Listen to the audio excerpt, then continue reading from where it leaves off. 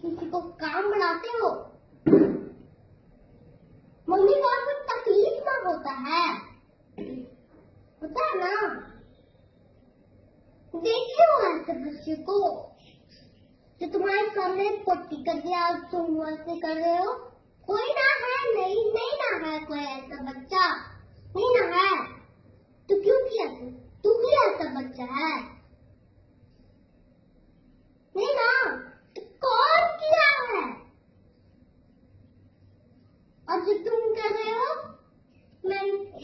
मैंने कहा था ना तुमसे, कहा था ना कि नहीं करना है। तुम क्यों नहीं सुधरा? क्या बात मत सिखाते जाओगे, तुम करते जाओगे।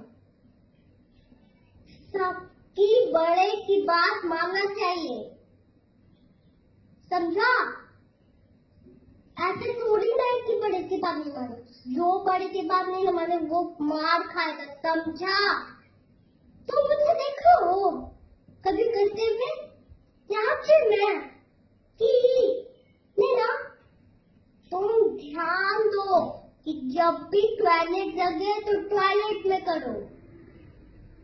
मम्मी को बोलो, पापा को बोलो, करो मत। तभी तो तेरा पिटाई होता है।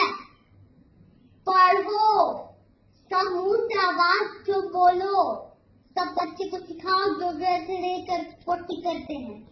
तुम बड़ा होगा ना, डॉक्टर बनना है तुमको। हम जैसे बहुत बड़े हैं, तुमसे बहुत बड़े हैं, है ना। तो बड़े की बात सुनो, ठीक है?